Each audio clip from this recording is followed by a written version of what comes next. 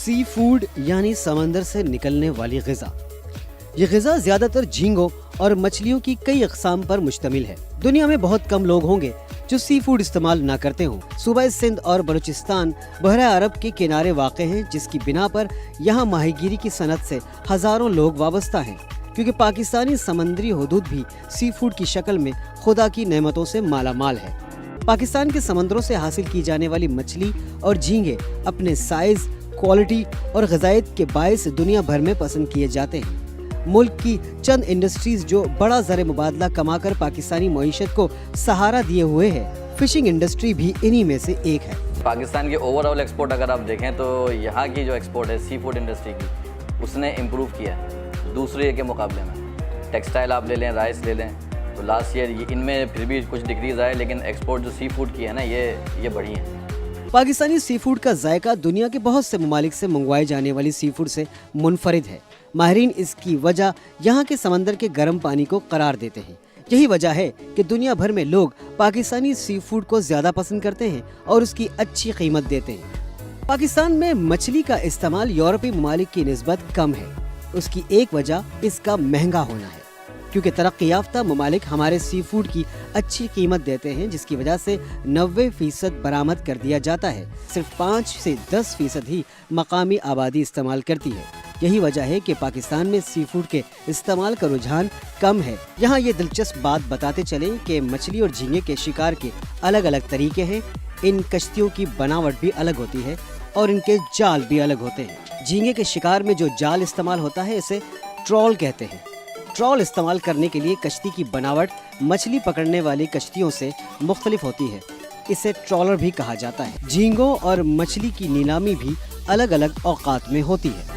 झींगे की नीलामी दिन 1 बजे और शाम 5 बजे यानी दिन में 2 मरतबा होती है, जबकि मछली की नीलामी दिन 3 बजे की जाती है। ये वो मछली होती है जो डोर और कांटों के जरिए पकड़ी जाती है, जबकि मछली की नीलामी की दूसरी टाइमिंग रात 2 बजे होती है। ये मछली वो होती है जिसे मछेरे 15-20 दिन बीच समंदर में रहकर पकड़ कर लाते हैं, जो एक मखसूस जाल जिसे रच कहा जाता है से पकड़ी जाती है। ये सारा कारोबार मोल के जरिए किया जाता है। मोल दरअसल नीम सरकारी इदारा है जो माहीगीरों को पहले कर्जा फराहम करता है और जब माल नीलाम हो जाता है तो उसमें से कुछ फीसद मुनाफे के तौर पर लेता है। ये यहाँ से राशन, बर्फ और डीजल जो है ये हमसे ये लोग ले जाते हैं और शिकार पे चले जाते हैं 20 से 25 दिन के लिए। जब ये वापस आते हैं इनका माल यहाँ बिकता है, उस माल में से वो खर्चा तमाम लेस करने के बाद उन्हें पेमेंट दी जाती है। ये माल में 6.25% हमारी कमीशन होती है, जिसमें से हाफ हम सोसाइटी को देते हैं जो गवर्नमेंट का अदारा है। नीलामी के दौरान खरीदार सबसे पहले इस बात का अंदाजा करते हैं कि माल बरामद करने के काबिल है भी या नहीं, क्योंकि बरामदात के लिए अच्छी क्वालिटी और साफ सुथरा माल खरीदा जाता है। क्योंकि बरामद किए जाने वाले माल से न सिर्फ सरमायादार का मुफाद वाबस्ता होता है, बल्कि मुल्क की इज्जत भी दांव पर लगी होती है। खराब माल की बरामद की सूरत में सरमायादार को न सिर्फ नुकसान होता है, जबकि आइंदा के लिए भी उसके माल पर पाबंदी लग सकती है। माहीगीरों से उसी क्वालिटी का माल खरीदा जाता है जो उसका क्लाइंट डिमांड करता है। कश्तियाँ जब मछली और झींगा शिकार करके लाती हैं तो फिशरीज में दाखिले के बाद सबसे पहले मार्केट में उसकी नीलामी होती है। नीलामी का ये निज़ाम बिल्कुल इसी तरह होता है जिस तरह सब्जी मंडी में आढ़तियों का निज़ाम होता है, यानी माल आते ही नीलामी का सिलसिला शुरू हो जाता है। झींगा इस वक्त अनलोड होके हमारा ऑक्शन हॉल है झींगे का K2 इसका नाम है और यहाँ पे ऑक्शन हो रहा है झींगा। और यहाँ पे अंदर चल के ग्रेडिंग भी है, वो मैं आपको चलते हुए दिखाता हूँ कि किस तरह ग्रेडिंग की जा रही है। ग्रेडिंग के बाद ये ऑक्शन होगा और मुख्तलिफ कंपनीज वाले हैं, व्यापारी हजरात हैं, मेहता हजरात हैं, वो यहाँ पे ऑक्शन करेंगे और पर्चियों की सूरत में हमें ऑक्शन मिलेगा और जिसका रेट अप होगा, जिस कंपनी का ये माल उसके नाम पे हो जाएगा। फिर वो वहाँ से सीधा भर के स्केल की तरफ जाएंगे, जो मैं आपको दिखाता हूँ किस तरह वेट होता है वहाँ पे। वो ये देख रहे हैं आप, ये सारा स्केल की तरफ जा रहा है और ये सारा वेट होगा यहाँ पे। मार्केट में जो माल आता है उसको मैं ऑक्शन करता हूँ। झींगे के मुख्तलिफ रेट होते हैं, मुख्तलिफ प्राइस है, जिसमें पिंक है, कलरी है, जेरा है, टाइगर है, उनके मुख्तलिफ प्राइस है। जम्बू टाइगर कहते हैं, ये टाइगर है, ठीक है। ये भी देखें, ये टाइगर आ रहा है, बिल्कुल साफ़ सुथरी तरीके से काम हो रहा है, ये देख लें। इसे कहते हैं जंगली लॉबस्टर। अब ये माल जो है ना बिक चुका है, ऑक्शन हो चुका है, सिर्फ ये वेट होगा, वजन पे जाएगा। जैसे आप देख रहे हैं वो सामने पे वजन पे हो रहा है, कांटे पे देखें वो कांटे पे वजन हो रहा है माल। ये लॉबस्टर है, ये पिंक है, देख लें पिंक, ये बिक चुका है। ये सारा वेट हो रहा है। यहाँ से वेट होने के बाद बाहर गाड़ियों में लोड होगा, और उसमें बर्फ़ लगेगी।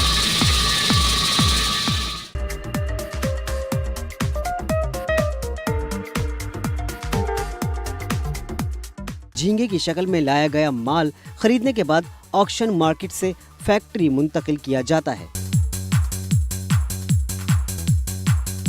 ये डी-एडिंग हो रही है, किसी क्लाइंट की ज़रूरत होती है डी-एडिंग के लिए कहते हैं, और किसी की ऐड के साथ, और ये सारी डी-एडिंग हो रही है।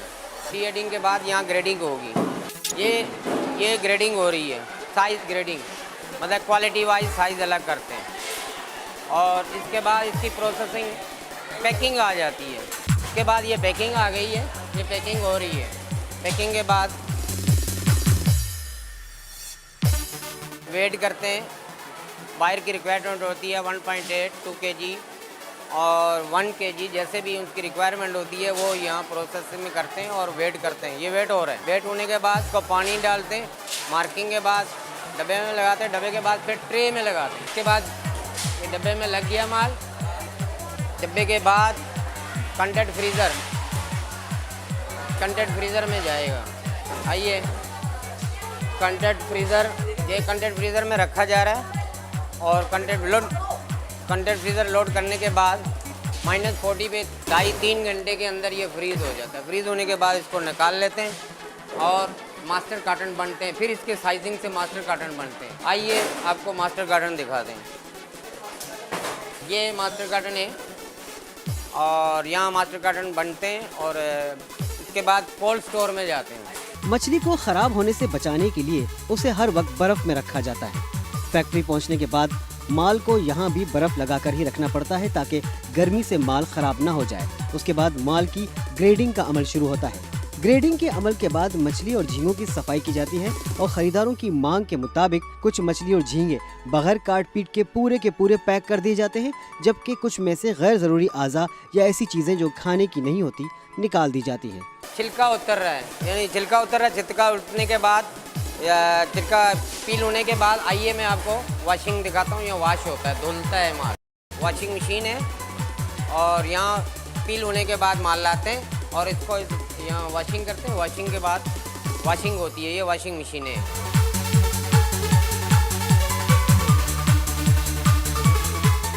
ये आइस डाली जा रही है इस टब में, और ये आइस जब इसमें डाली जाएगी और इसको हिलाया जाएगा, पानी ठंडा हो जाएगा।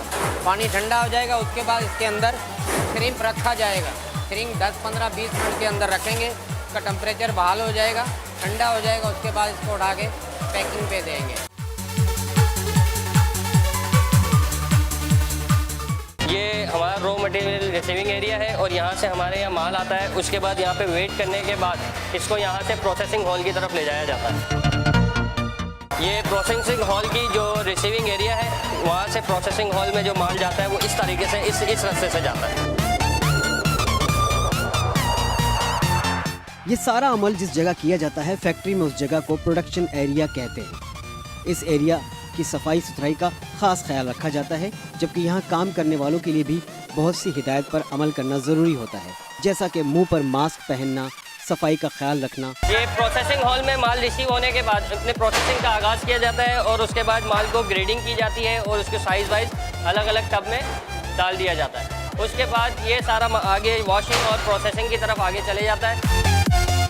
यहाँ पे ग्रेडिंग होने के बाद ये इस तरीके से माल इधर आ जाता है टब्स में, और यहाँ से ये वॉशिंग की तरफ आ जाता है। और अब ये वॉश होगा, यहाँ पे माल वॉश होने के बाद ये आगे फ्रीजिंग की तरफ चली जाएगा। ये वॉश होने के बाद यहाँ टेबल पे आ गया है। अब ये अपनी अपनी ट्रे में माल लगाएंगी, और उसके बाद जो है ये फ्रीजिंग की तरफ जाएगा, जो ब्लास्ट फ्रीज़र में इस ट्रे को रखा जाएगा। पैकिंग के बाद इन्हें बाकायदा फ्रीज कर दिया जाता है। इसको -40 पे जब ये फ्रीज हो जाएगा तो पैकिंग साइड से इसके डोर खोल के इसको वहाँ से निकाल के इसको अलग अलग कार्टन में पैक कर दिया जाएगा, और इसको स्टोरेज के लिए कोल्ड स्टोरेज में ट्रांसफ़र कर दिया जाएगा। सी फूड कोल्ड स्टोरेज में 6 माह से 1 साल तक ताज़ा और सही हालत में रहता है।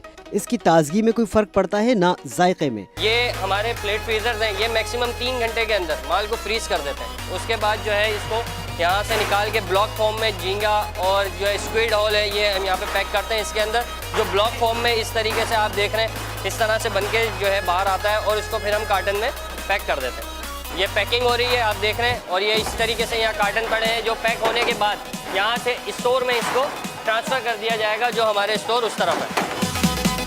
पैकिंग वाली साइड पे आ गए, यहाँ पे एक टनल तैयार हो चुका है, उसको वो खोल रहे हैं और इसमें से सारा मटेरियल ट्रेज वगैरह को बाहर निकाल रहे हैं। अब ये ट्रे जो है आगे फर्दर पैकिंग की तरफ जाएंगी, और ये जैसे आगे टेबल आपको दिख रहा है, इस टेबल पे ये सारी वर्किंग हो रही है।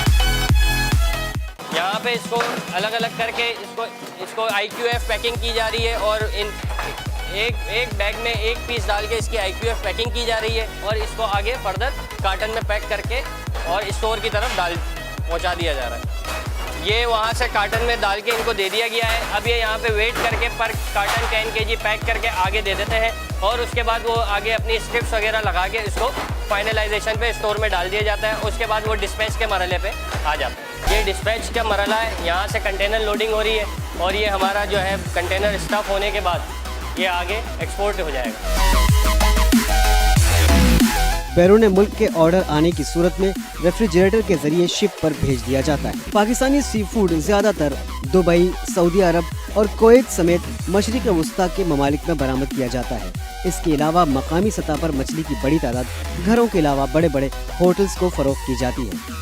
ज़रूरत इस बात की है कि माहीगीरी जैसी मुनाफा बख्श सनत को मजीद तरक्की देने के लिए न सिर्फ माहीगीरों को सहूलियात फराम की जाए, बल्कि माहीगीरी के तरीक़ों में मजीद जिद्दत लाई जाए, ताकि मुल्क को ज़्यादा से ज़्यादा ज़र मुबादला हासिल हो सके। YouTube पर गूगली न्यूज देखने के लिए youtube.com की सर्च बार में गूगली न्यूज TV टाइप करें। गूगली न्यूज के पेज पर सुर्ख रंग के सब्सक्रिप्शन वाले बटन पर क्लिक करना ना भूलिए। YouTube पेज पर अपलोड होने वाली वीडियो से बाखबर रहने के लिए बेल आइकन पर क्लिक कीजिए। आपको हर नई वीडियो के बारे में नोटिफिकेशन मौसूल हो जाएगा।